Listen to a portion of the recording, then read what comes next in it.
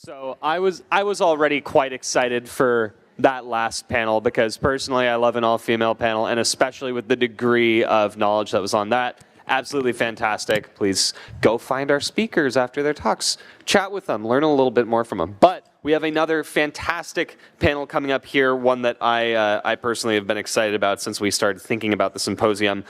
Green narratives. We're talking about storytelling and art for global environmental impact. So we want to dive into the world of climate storytelling, exploring how journalists, artists, photographers, and storytellers are shaping the narrative around environmental sustainability and climate change in a public and corporate environment. So our speakers are going to discuss the transformative power of storytelling in driving public awareness and action on environmental issues. And with that, I'll turn it over to our moderator, Wendy Hapgood. Thank you. Thank you. Thanks, Knut, for that amazing introduction. My name is Wendy Hapgood, and I'm really excited to moderate this panel today on storytelling and art for global environmental impact. I'm both an adjunct professor here at Columbia, and I teach in the Sustainability Management program, but I'm also a former student. I graduated from the program in 2017. And when I'm not teaching, I'm running a wildlife conservation charity called Wild Tomorrow, which I also co-founded when I was a student here. We're focused on protecting and restoring wild places and creating a wildlife corridor in South Africa. It's a really hopeful job that I get to do, and I think it really proves that it's possible to reverse some of the damage that we've done to our planet. And I know deeply from my work the importance of storytelling, telling those stories of impact and hope, so that people know that change is possible, that we can reverse some of the damage that we've done to the planet. But we really need to move more people so that they can care and act and create more impact. So today, together with my amazing panel, who are, multidisciplinary and all different types of storytellers, we're going to explore how they are helping to shape the narrative around planetary challenges, from biodiversity loss to pollution and climate change, and that really talk about the transformative power of storytelling to drive impact. Before we start, I'd just like to start by saying that to build a beautiful, sustainable world, we first have to imagine it. And we're really the first generation to know and understand that we are undermining the ability of planet Earth to provide a safe, just operating space for humanity and the millions of species that we share it with. So we feel like we're kind of bouncing from crisis to crisis. It's hard to not feel hopeless. But it's also, while it's scary, it's this era of opportunity. We talk about building a sustainable future, but what does that really mean? I don't want a future that's just sustainable and livable. I want a future that's not a nightmare of floods and extinction, but a beautiful world, a world where we can all dream again of what that world looks like. So there's lots of bad news stories out there that prevent us from seeing and believing or hoping for the possibility of impact. And what the planetary crisis is, I think, is what can we do about it? What kind of world can we create? It's really about the stories that we tell about what is possible. So with that, let's turn and meet our panelists and explore the impact of storytelling on climate change and the environment. So let me introduce them one by one. We have here on my left, I can get on my notes, Enzo. Hello. Enzo Baracco is an Emmy-nominated photographer and author of The Noise of Ice Antarctica. He really uses his photography to connect people to the natural world and has worked with the Royal Geographic Society of London. He's been endorsed by Vogue Italia, working with Prada, written books about the Galapagos, and now working on a book about Hawaii with a foreword by Prada and introduction by Sylvia Earle. So really his mission is to create a work which documents and visualizes climate change and the transformation our planet is facing right now. So very creative storyteller. And then we have Sophia Lee. Hi, Sophia. She is a Chinese-American award-winning journalist, climate advocate, host, and public speaker. Harvard named her one of the top climate communicators of 2022, and she was awarded Refinery 29's Sustainable Innovator Award. She's the host of Meta's podcast Climate Talks, and her reportings appeared in many famous publications from CNN and to bylines in Vogue. So storytelling across lots of different formats. She's also the co-founder of Steward, serving as the co-chair of the World Economic Forum's Web3 Sustainability Coalition, and is an official UN human rights champion. So amazing. Next we have David Stanford.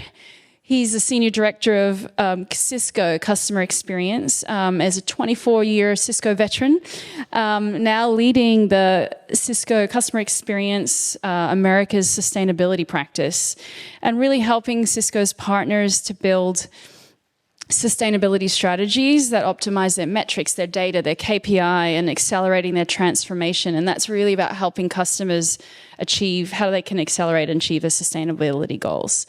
And last but not least on the edge there is John Ealer. He's a senior production executive with Cream Productions and also Emmy-nominated showrunner, producer, director, and writer with such a lot of experience and hands-on knowledge to creating content from development all the way through delivery. And most recently, I know some of you have seen it here, he's been a driving force creating Bloomberg's original An Optimist Guide to the Planet with Nikolai Coster-Waldau. So welcome to this esteemed, amazing panel of storytellers.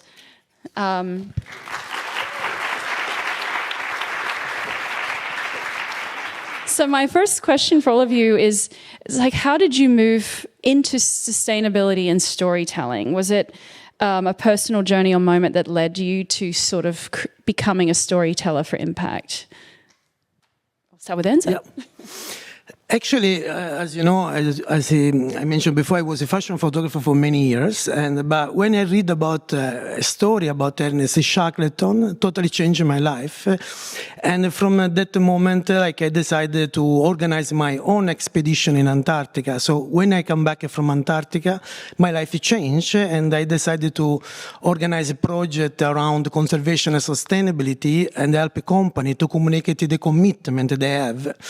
Always come back with the fashion, and but I still work with the Prada to communicate that commitment. But the change was when I discovered Ernest Shackleton, the explorer, and his story of the desire to never give up and incredible leadership changed totally my life. If today I'm here, is because I read that story. It changed totally my career, my life.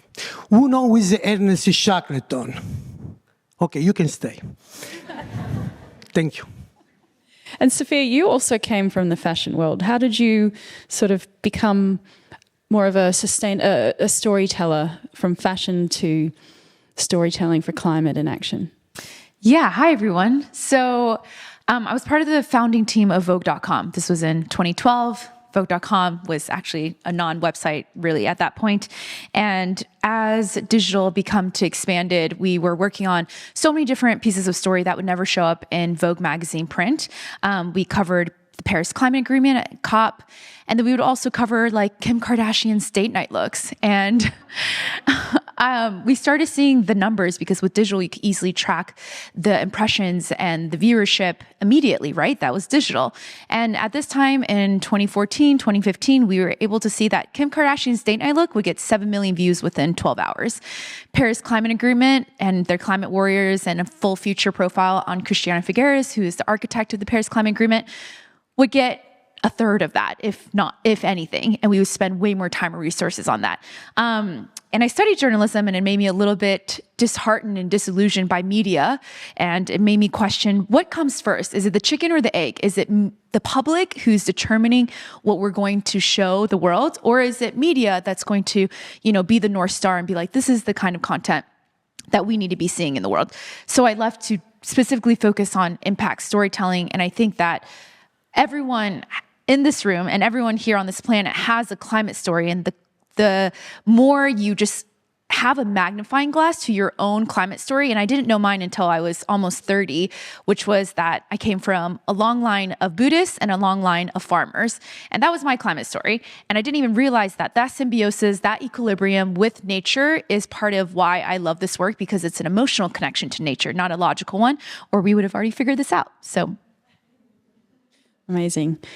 And David, over to you. Your journey in Cisco didn't start with sustainability, but now you're heading up. Yeah, absolutely. So I've been working at Cisco for 24 years, and for those of you who aren't familiar with Cisco, we power the internet, so routers, switches, compute. And one thing that I wasn't aware of, data centers, right, whether they're at a company's location, in the cloud, wherever, they actually take 10% of the world's electricity. So I led an innovation team a few years ago, and we said, hey, why aren't we doing something a little bit different around this? The company has a lot of goals. Our technology is there to reduce this. So we started to look at energy efficiency, energy optimization, and that's how I get into sustainability. We're really trying to help not only within Cisco, but all of our customers in different verticals to look at what they have, use the data. And I think that's the key with our customers. Look at the data, show there's an impact there. How can we make things better and make it more sustainable for everybody? Great. And then, John, what's your kind of personal story or why you became a impact storyteller? Well, I think it was twofold, really. When I have a long background in doing historical storytelling, period storytelling about the Civil War, about the Industrial Revolution, about the mob, about the Civil War. And then one day I realized, well, there's not going to be much history to talk about if we don't do something about the future. And so I'm like, how can we channel the narrative skills that we've built about talking about the past to talk about what's possible in the future? And, I was lucky enough to get the opportunity to work on Optimist Guide with Nikolai, and we're excited by what's next after that. Congratulations. And I note is that a polar bear on your hat? That is a baby mountain tapir. Oh. Because baby mountain tapirs, only 500 mountain tapirs left in the wild. This is a baby, so there are very few of them left, so we cherish them. And I like to keep him around to remind us of what we're fighting for. Yeah, raising awareness here today about their cause. And on that, and I'm thinking about polar bears and starving polar bears. I think one of the criticisms of storytelling around climate change specifically, and a criticism has been that it's focused too much on perhaps like melting ice caps and polar bears, and not that that's not important and terribly heartbreaking, but that it led to this feeling that climate change impacts are sort of far away or affecting wildlife, and like exotic places are not necessarily closer to home and affecting and impacting each of us as individuals. So how can we use our personal stories and media and emerging technologies to inspire and drive kind of tangible results, but also the understanding that climate change impacts all of us? Maybe we could start with the non-polar bear hat wearing. Well, actually, we had this was literally, like, questions like this were animated, the edit and the creative of Optimist Guide for a long time. I mean, there's this massive email thread about what if we took every single documentary that went to the melting ice cap and jump cut it together with funny, and the question is, has it done any good? Has this negativism done any good? And so I would frame the question as, I think it has, but it's time. Its usefulness as a purely negative mode of expression is over. We need a new mode of expression, at least which is, how do we engage with the future in a positive way? How do we empower people? How do we connect people through narrative and to change things in their own environment? So I think I don't think it's the mode of expression has been wrong, but it's changed and it needs to keep changing. And I think I'll ask Enzo, because Enzo has actually photographed melting ice, and I'm sure it's had a very positive impact. I really believe like all media are very important. The video we talked before, very important, the video, but the video have a sensation you become a little bit lazy in some way. You try, when you see the video, you expect the video come back to you and tell you something, But with the photography with the power to communicate a very complex story, and because it is a stillness, move you. You need to engage with the photo and engage with the topic. And in my opinion, in particular now, is a very powerful tool to communicate what the nature experience, and be honest with the nature. When you approach, the audience understand very clear the message and understand even your approach. If you are honest, understand the timing of the nature and respect what happened around you, people feel. And even people feel like your approach. And when we talk about the wilderness place, like Antarctica or Galapagos or other place, they have, in my opinion, the key to understand exactly how the nature work. And I think it will be an amazing ambassador to communicate what the nature experience now. And your book, The Noise of Ice Antarctica, was very awarded and acclaimed. Yeah. How did that particular project, do you think, what do you help communicate what you wanted to say? I was very happy because when I come back from Antarctica, for 2 months I was talking about just Antarctica with all my friends. It was a very unstoppable emotion. I was happy because the museum appreciated my work, like a collector appreciated my work. But what really changed was when I show my work to British Antarctica Survey. At that time, there was one of my partners. And they show me, I don't know if we can see some photo. No. Okay. So, okay. No, it's fine. It's okay. And, just imagine. Basically, there is the photo I want to mention. Is a very particular photo because I explained it to them like what happened at the photo. And I was very shocked because in that photo was basically an iceberg struggle to survive.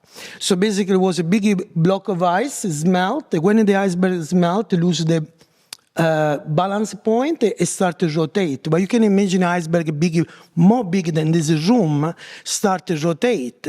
So it's very, very impressive. So because my approach was coming from fashion and from beauty, I was no science, they see something different. They never see that. So they said, Enzo, this is exactly what the climate change look like. If we don't have a story to tell, we don't communicate. We have data, we have numbers, but we don't know what to look like. So this was an example, but another example was during my exhibition. A collector stopped in front of a photo and she said, Enzo, in that photo you risk your life. And no people knew at the time the book, nothing. It was so true. And it was very interesting how she understood that, touched me so much. After the exhibition, everyone left, and she still was on the photo, and also she buy the photo. So this is why she touched me more. Help continue your work, exactly. To come back to the fact that sometimes without the words, they can communicate.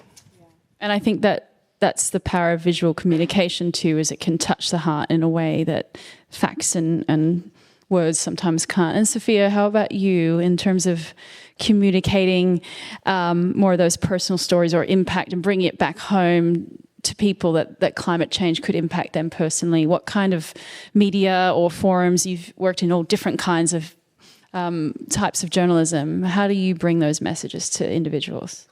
Yeah, well, to go off of bringing it back home, I think we really need to understand that the climate crisis is a spiritual crisis. It's an emotional crisis. It's a crisis of connection. We know the science. We've known it for decades. That's not the problem. The problem is that if we keep chasing these systems that are inherently unsustainable, and you really have to ask yourself, at a certain point, the world that we're living in, if it cannot even give a human, like the majority of humans, our own basic rights, then why are we still upholding these systems?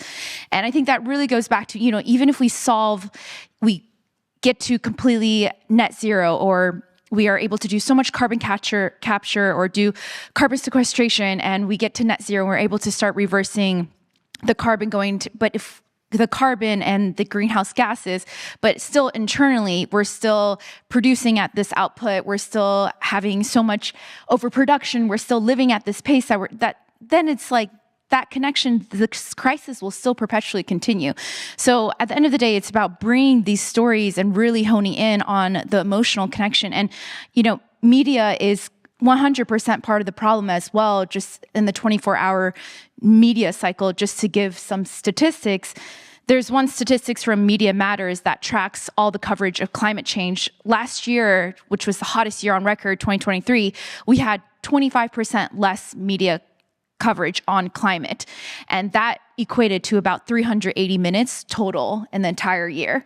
And that's all media coverage. And when we report about media, it's also about, this climate disaster here, this climate disaster here. It doesn't connect the dots of how all these systems are interconnected and how that impacts our own value and worth system, that output that we end up contributing to these hyper-consumeristic systems. And so my last thing I'll say is that I always compare moving through the climate crisis as moving through the grief cycle, because we are grieving right now. We're in our 6th mass extinction, where our world is completely changing right before our eyes. So this is a collective grieving cycle instead of an individual grief.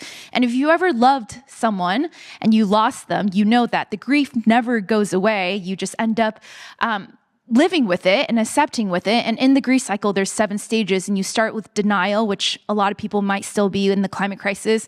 And then you go through anger, you go through so many different low negative, more low vibrational emotions. And then at the very end of the 7 stages, you get to acceptance. So that's kind of where we are in our collective, is that we all are moving through this grief cycle together. Actually, your words reminded me of something Jane Goodall said, because Homo sapiens means the wise ape. And she said, isn't it kind of strange that we, the wise ape, are the ones that are destroying the only planet that we call home? It is kind of crazy. And I'm going to come back to the emotional grief and how we can use storytelling to create hope. But before that, I think, David, you have different types of conversations with your customers, and you think, on the surface it's about data, but it actually is so important to help drive impact. Can you explain how you're doing that at Cisco? Absolutely. I mean, from our perspective, we want to use technology to tell a story, and we want to make it positive. And I think a lot of the companies we work with over the years, they've just heard, you have to go net zero, you have to be carbon neutral. They just feel like they're beat up on it, and they don't know where to start. So we want to show positive impact, tangible results. And it's not just about environmental sustainability with electricity and power and carbon emissions. There's other things we can do, right? Education, poverty, water. We've done a lot of different things with different customers. For example, we work a lot with refugee camps in South America. We have children who have been displaced from their homes who have no access to education. So we take technology there, and we can actually provide them with opportunity to learn just as they would back if they were back home. The same thing in those same camps. There's issues with water. There's issues with food. So we use our IoT sensors, our Internet of Technology, or Internet of Things sensors, to be able to track those different areas. Even in the building we have here in New York City, we're using what we call a smart building, which has integrated technologies to track everything from air quality to room occupancy, to the power. We really want to take advantage of the technology we have and show customers that we're doing it ourselves, and we can help you along this journey. That's amazing. And actually, I was telling you that when I hear Cisco as a wildlife conservationist working in South Africa, I always think about how Cisco helps rhinos, because at this government reserve near us that is actually ground zero for rhino poaching, unfortunately losing the most rhinos of anywhere in the world, Cisco came in and helped with their skills and technology to create smart fencing to help, the rangers use that technology to, fight back against poaching. And, since we implemented that technology together with South Africa, there's been 0 rhinos poached in that reserve. Amazing. So your storytelling work, because I definitely, when I think of Cisco, I think of they're helping rhinos. Yeah, that deserves a clap. Thanks, Cisco. But I want to go back to something that Sophia touched on, which is ecological grief and that hopelessness that we feel. I mean, I definitely feel ecological grief. And when you look at, especially looking at the mass extinction of wildlife and what's happening around us. But how do you, I think a lot of storytelling around climate has been, and David talked about this too, has been negative and it didn't really work. We had 30 years of, since climate change science has really been known, and I think you can objectively say that our communication around climate change sort of failed, but it seems to be working now. I think the awareness is much stronger and impact. So maybe we could talk about how you all feel as storytellers about the importance of hope and talking about solutions rather than problems. So just start with Enzo. It's a very interesting question. When I started my journey, from fashion and conservation, I totally decided don't focus in the devastation we produce, the impact we produce. Because if I show you an albatross full of oil, you reject, you don't want to see. And so I need to work at the other side to create an impact. So if I show you an albatross across the ocean in the middle of a storm in total control, maybe you are inspired by.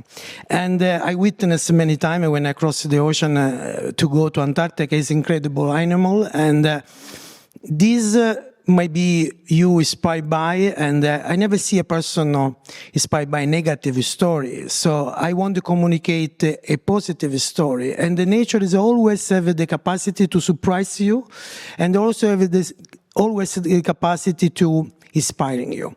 So this is my approach. I don't want a negative. Even I saw sometime when in my traveling, by hurt me so much. Recently, I was in Hawaii. Actually, I see a big whales with a massive net in the mouth.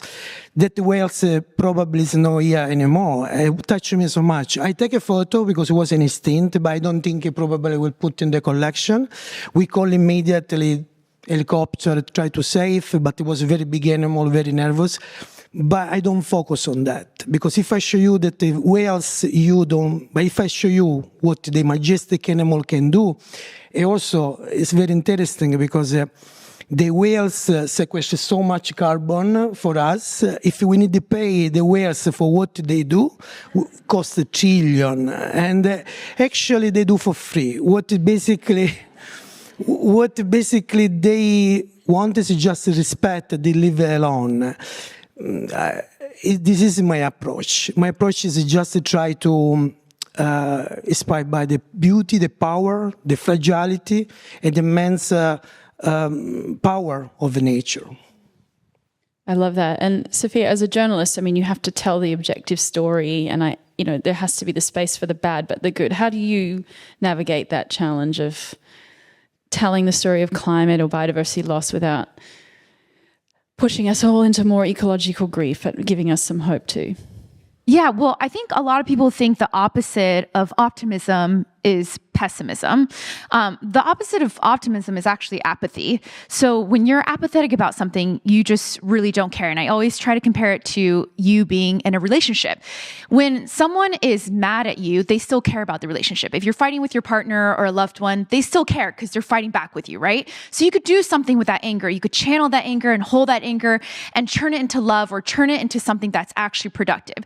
If you're with a partner and they don't even have the energy or, just the heart to fight back with you, they're completely apathetic, they're checked out of the relationship, then you can't really do much with that apathy. So as a journalist, whenever we tell a story, you have to give the holistic picture because we think about even just shifting the degrees of everyone knows 1.5 degrees, but now, at COP, they say maybe it's 2 degrees, but even whatever we end up accepting, that 0.0001 degree, it's just a number, but that actually represents millions of lives saved. So no matter what, we still have time, and we always have to end on a subject of hope and solution-oriented storytelling.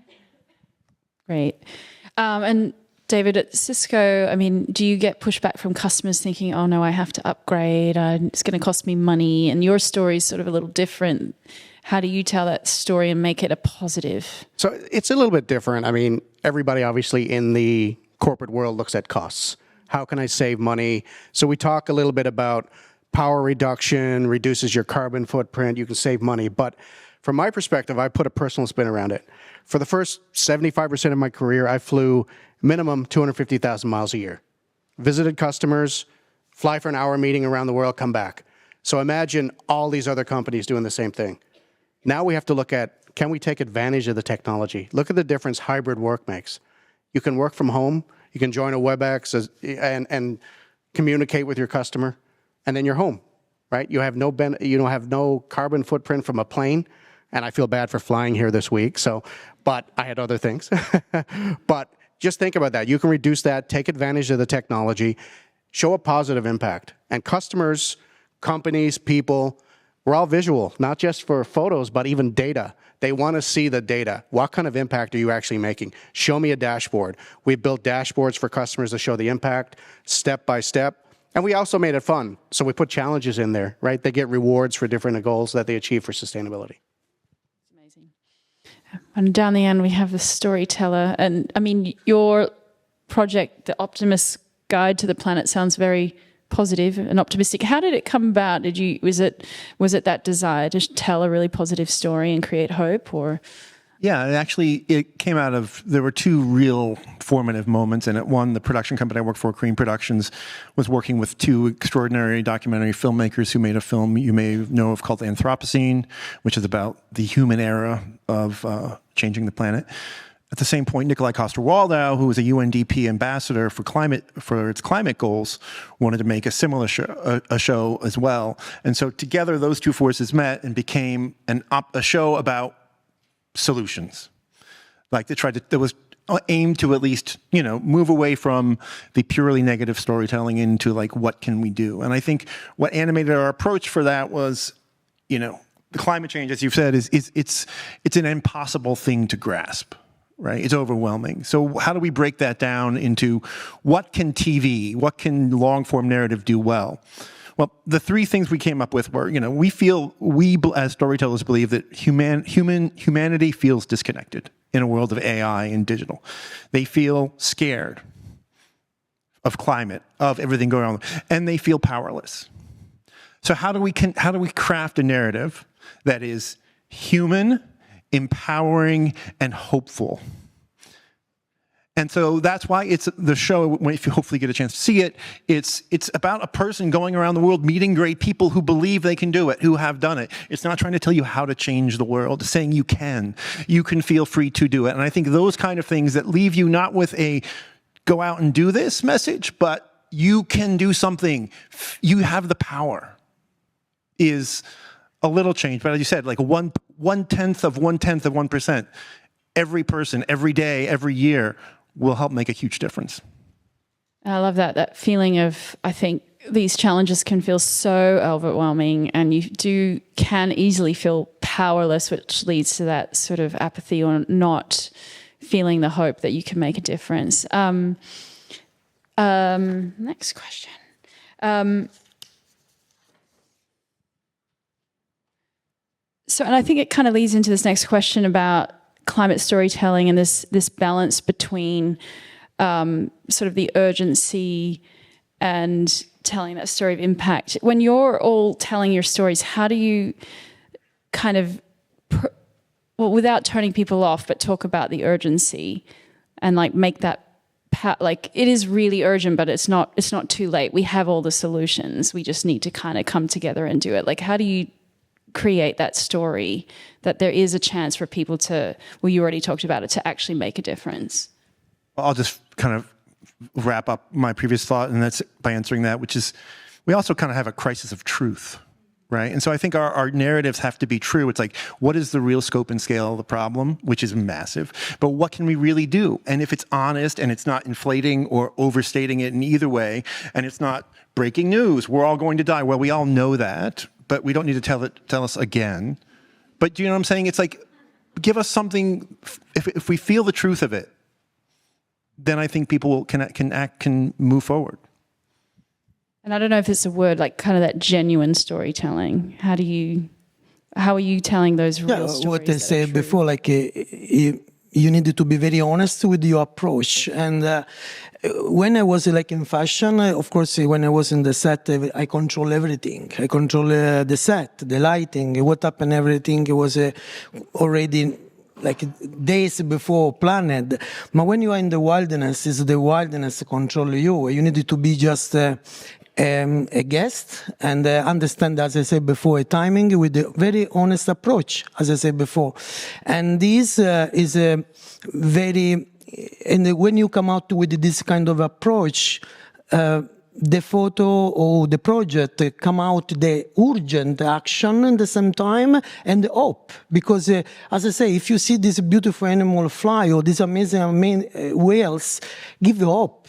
And I'm sure we manage this. We have the knowledge. We have the knowledge with all the information. It's just like we need to have a wake up and don't take it for granted what we have. Again, as I said before, like the wheels, what to do every day to sequester carbon is amazing, but we need to probably make the money value on the nature to understand what we maybe lose. And again, to come back in photo, if you see, you connect. If you see, you care. If you see, you think differently. And I think this is very important, the conversation I have at the moment, to engage the audience and connect the audience, because there is no connection. In my opinion, we take it for granted. What do we have? Yeah. Sophia, I mean, I think there is that crisis of disconnection from nature that you also talked about as a sort of a spiritual crisis as well. In your work that you're doing, what are some examples of projects you're most proud of that you felt really most connected with people and the storytelling and impact and kind of helped to bridge that divide? Yeah, I think just taking on projects that are, again, solution-oriented. So I think a lot of people have this false narrative where that most people are climate deniers, when actually the polls show that actually in the US, we have the highest amount of climate deniers, and it's actually less than 8% of the population. And the rest of the world is even less than that.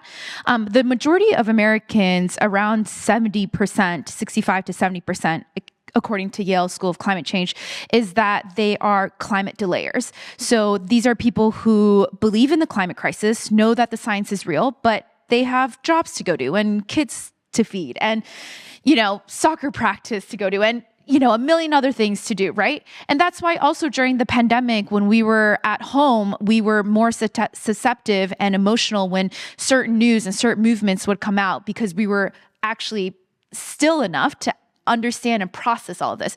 But in the day-to-day, thinking about something that is 10 or 15, 20 years out, we are not able to comprehend in a 24-hour cycle. So some of the projects end up being things that bring everyone together. I love that. I think you mentioned you were doing rewards with your customers. Gamifying climate is a huge one.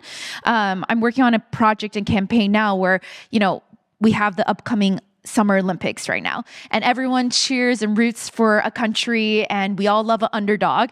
And it's like, why can't we do that, but for the climate crisis? We are all part of a system. We are all part of a government. We're all part of a country that has certain emissions, and we can all track that now. The technology there is available. So, a certain project I'm excited that I'm working on in the future is gamifying the climate crisis, where we have an Olympics competition with certain cities, like New York versus LA. Like, I know all of the New Yorkers there's always that rivalry, right? Or like Miami versus Tampa, whatever it is. It's like, that's the rivalry. It's like, let's bring a little bit friendly competition and that mindset of like, we are competitive. Americans are competitive. Let's hone in on that and use it to our advantage. So those are some of the projects that I feel like can bring in that urgency while also making it not so doom and gloom.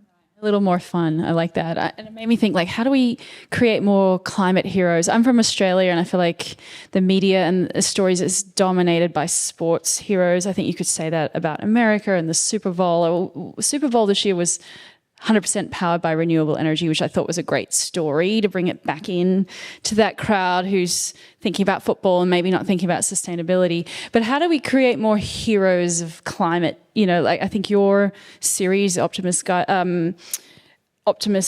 Guide to the Planet, featured a lot of heroes, and kind of, how do we create that cultural moment where it's fun or it's cool or it's something that we look up to the people who are creating this transformative impact, the people and the companies? Like, how do we amplify their stories to make them a bigger part of our day-to-day and our culture? Your series. That's a $27,000 question. Yeah. I think humanity is driven forward. And so we want people, we celebrate people who cross the finish line first, as Sophia said, gamify it. But I think that messaging in narratives that celebrates the possibility that we can still be human and do what we want to do. We are not lemmings running off a cliff. We are lemmings who can build a plane and a jetpack and jet off that cliff if we want. And remind people that we can be amazing. We're not doing it very well right now, but we can be. That is what I think is going to get people celebrating humanity again. I think in Cisco, it is quite amazing. You put sustainability at the center of the company. How do we make more companies be heroes for sustainability as well? Absolutely. I mean, it was a big focus for us. And I believe by showing the successes of what we've done and what other customers have done, that puts a good focus on it. Good example, right? All the verticals I work with, healthcare, finance, energy companies, they always want to say, well, who else is doing this, right? I'm not going to start until someone else does it. Well, we've seen that shift. We've seen a shift where sustainability is embedded in everything that they do now. So even if I talk to a customer about a smart building, they'll say, well, how much is this is recyclable materials? How much can I reuse? So there's a lot of good stories, but we have to focus on the positive, and we have to focus on what's realistic. I think that's the big thing. What are the tangible results I mentioned earlier?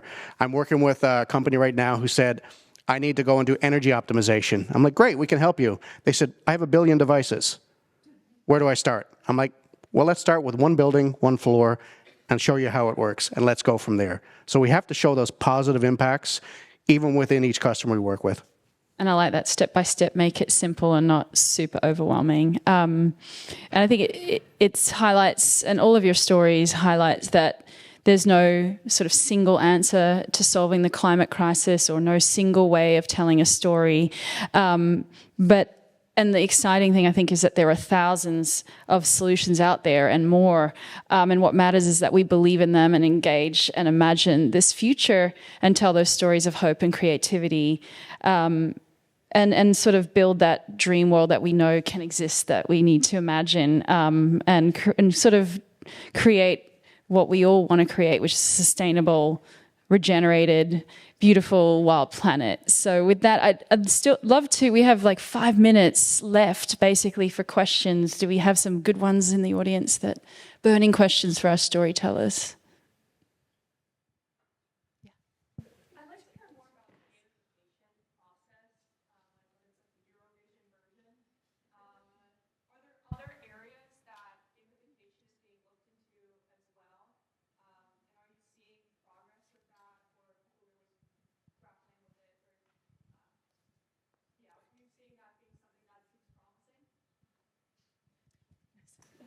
Yeah, hi.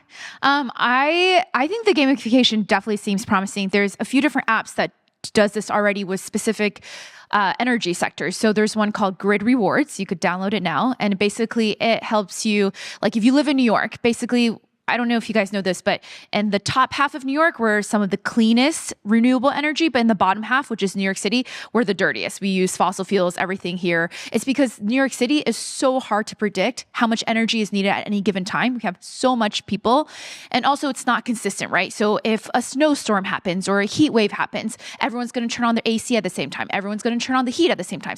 We have old buildings where the heat is, you don't get to decide what the heat is. The heat just turns on for the entire building, right?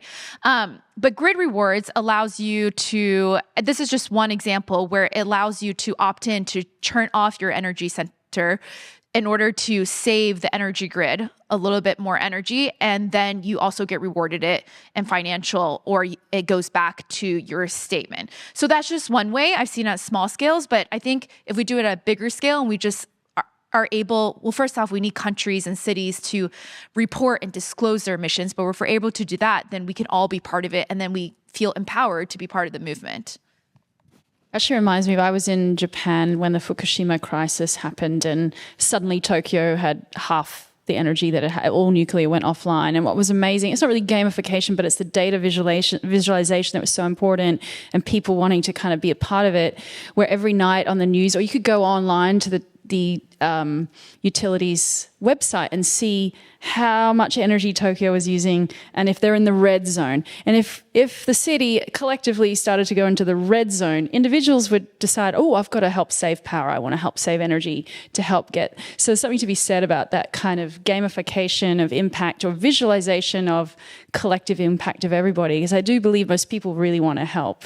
And the other one I was thinking about was, and I know my students, we go to Newtown Creek water treatment plant, and with the way that New York City's water infrastructure is, when there's a lot of rain and flood, the excess water doesn't get treated, meaning your poo in your toilet would go straight out to the East River. And there's actually an app and a website where you can look online and see if you should flush or not flush. So if there's a lot of rain, you can go on and see if you should, hold off on It's flushing. yellow, keep it mellow. Yeah, exactly. Anyway, what about within the art world? How do you kind of drive, I don't know, competition or opportunities for people to create art that contributes to climate storytelling? But in art and in what I do, I think the best thing is to totally experience the nature. In any true art, true photo, or personal way. And to experience the nature, you don't need to necessarily go to a very remote place. You can go in your garden if you have attention and time to look what happen. Every day happen magic things around the corner. Just you need to take a time and reflect a little bit, engage with the nature. And even if it's like a small park, you have a beautiful magic happen. But my thing is just experience and be exposed with the nature. Of course, the ocean is the best, in my opinion, to have this kind of inspiring, but you can do like in your garden too. Before we end our... Oh, yes.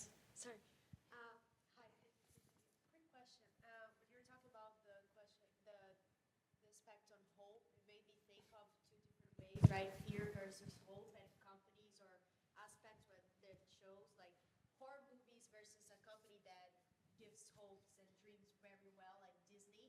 And so comparing, putting the climate in as if you're putting the scenario, a horror movie versus a Disney ad for climate, in this sense, and how do you see such dreams or hope manifesting in the audience, and how could that be incorporated if you have in your work or not? I like that comparison. It's like a horror movie versus a Disney Pixar movie. Which one are you going to remember 20 years from now? I still remember, my first Disney Pixar movie.